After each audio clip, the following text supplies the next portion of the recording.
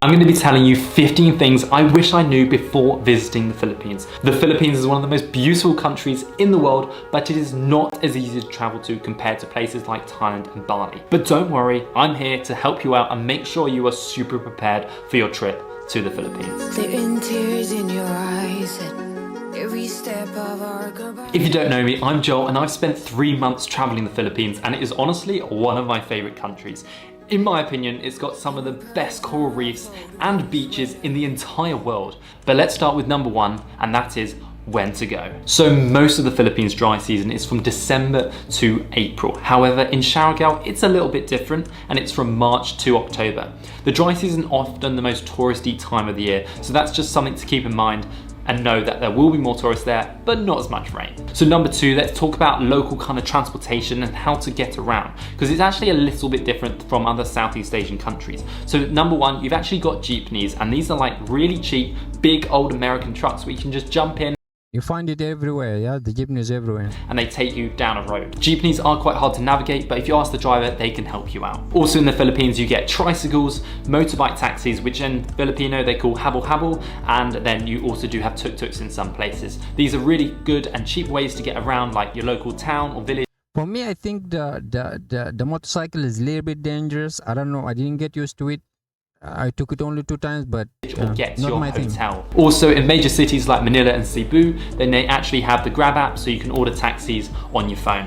Yeah, Grab is the most important thing, yeah. I'm going to be talking about other transportation from buses, ferries, flights, all of that stuff later in the video, so stay tuned. So number three is how friendly and helpful the Filipino people are. They are so hospitable, they will help you out in any situation, and also their English is incredibly good. The best English, I think, anywhere. That's 100% true, yeah. Friendly and helpful, very helpful. In Southeast Asia. Even the children can speak lots of English, and that's because they actually learn it in school. So you can actually have conversations with them, and they often like to practice their English too. So number four is don't spend too long in Manila and Cebu. These are big cities, there's quite a bit of traffic, and honestly, the best stuff is the island, the beaches, the coral reefs. That's where the good stuff, and that's where you should spend your time. Look, he said it well, he said it very well. Don't spend too much time in Manila. In Manila is very hustle.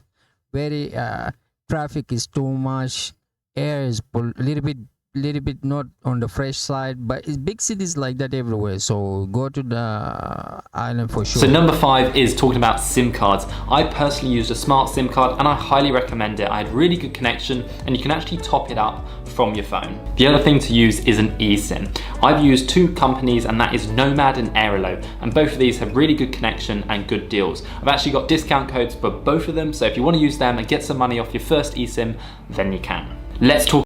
And one more thing, do not buy the SIM card from the airport. Do not do that. Buy it from, you save a lot, at least $15. About transportation, and if you didn't know, the Philippines has over 7,000 islands, which is partly what makes it so beautiful, but also really hard to travel around. Obviously, taking just buses is not possible. You're going to have to take ferries or flights, and obviously flights is the most comfortable and the quickest way, but it does cost more money.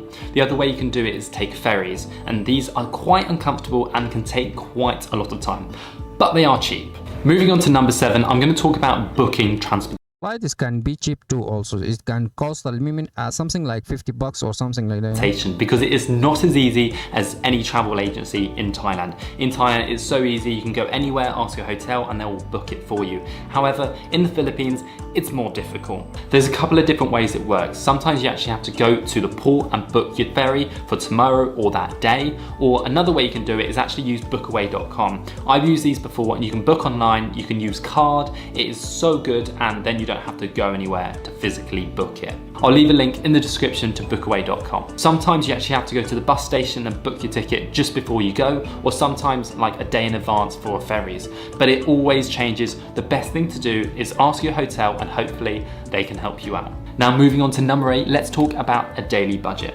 Everyone wants to know, how much is this trip going to cost me? And it is honestly more expensive than other countries in Southeast Asia. There are a few things which make the Philippines a little bit more expensive. One of these is like the activities. It's not expensive and it's not cheap. It's not cheap, but it's affordable, yeah? Like the island That's hopping the best way to describe it. tours, the canyoneering, but also a lot of backpackers tend to eat more Western food rather than Filipino food. And honestly, this costs more money. You don't get big street food places like in Thailand or Vietnam. And again, this will make things cost more money. Use this as a little bit of a guide, but actually the street, I don't agree with this one, but street food here is all over the place. Besides that, you don't eat in the malls and big fancy stuff. Yeah, local stuff, local budget at least £30 a day minimum. You can do it less than that, but you're going to be eating a lot of local Filipino food and long transportation journeys. Also, this £30 daily budget does not include flights, so just keep that into account. Not internal flights around the country. Don't swim with the whale sharks in. But then how would you spend the 30 bucks? I don't know. I don't understand it. It's actually a little bit more than you need. I don't know. Oslo. A lot of people do it still, and honestly it is really not good for the whale sharks. Whale sharks should be migrating all the way around Southeast Asia, but they are just staying in this small town Oslo, and that is because they're feeding them loads of fish every day, and the whale sharks are vertical, which makes it really bad because they're just feeding fish with their mouths out of the water. Honestly, if you want to swim with whale sharks, there are other beautiful places to visit in the Philippines like Don Sul and another island I've forgotten the name of. Do it naturally, do it properly, don't just give in to the mass tourism. There are so many people swimming with whale sharks and it's just not good for them. So moving on to number 10, let's talk about accommodation. So there's hotels, hostels, guest houses, but honestly compared to somewhere like Thailand or Bali, you don't get as good value for your money. For £20 a night in Thailand, you'll probably get a really nice hotel room, but in the Philippines, you won't get anywhere near that. The way to do this is to stay in hostels or guest houses or pensions. These are a lot cheaper stays and I highly recommend them. That's how we travel the Philippines, cheaper. That's true. Yeah, hostels is the way to go if you want to try to save money. Yeah. Besides that, you meet a lot of good people and very interesting people. I don't know, but yeah, that's my opinion. Two hostels I will recommend is Outpost Hostel in Coron and then Friends Hostel in El Nido. But it's not for everybody. Yeah? These hostels are amazing and have swimming pools with amazing views. Just do it, they're really good. So number 11 is renting a scooter in the Philippines. Honestly, it's probably the best way of getting around most places, and they normally cost 250 pesos to 400 pesos a day, depending on the time and availability and all that kind of stuff. Unlike in Thailand, they probably won't make you deposit anything like your passport or cash, and so you can just ride off, but please wear your helmet, you don't want to crash. So number 12.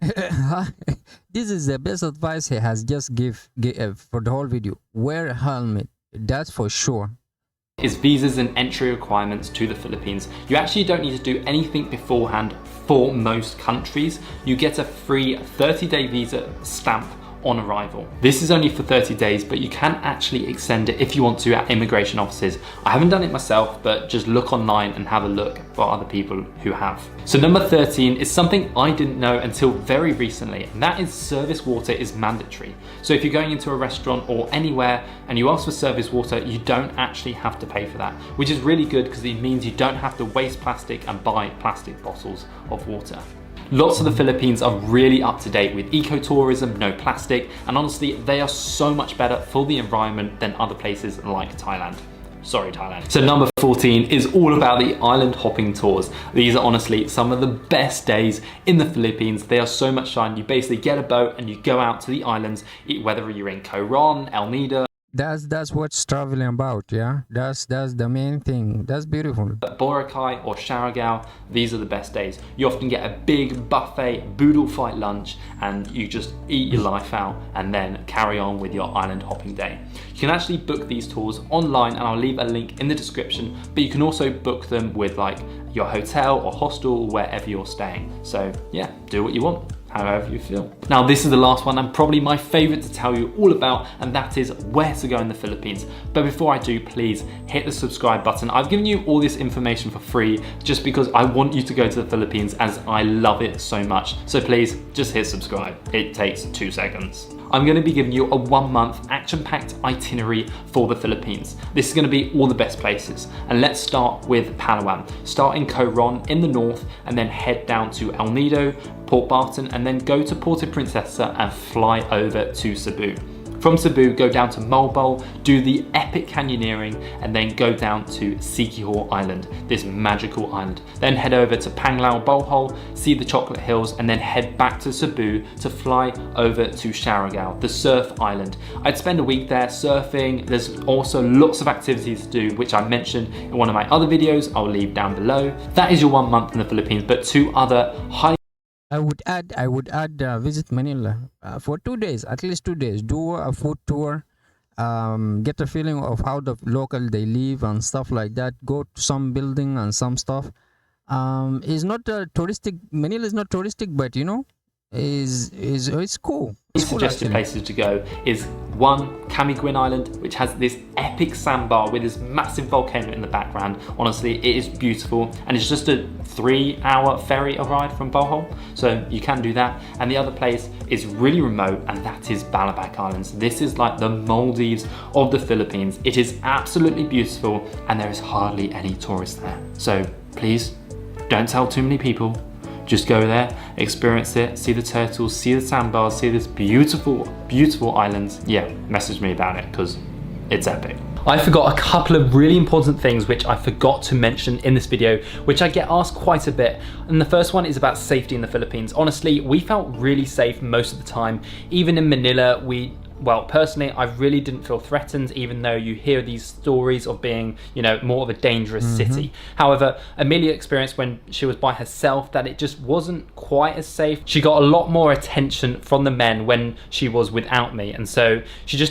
It's a normal thing. Here, if you're lady and you look different, you get attention. People will be like, hello, hi, what's up, what's going on, and stuff like that. But nothing more to it. Nothing more to it. It's normal. She didn't want that attention, but she never actually felt like physically threatened. So that's just something to take into account if you are a solo female. The other thing is you need travel insurance, and Amelia and I use Safety Wing, and I'll leave a link in the description. Make sure you're covered before you come to the Philippines or anywhere on your travels.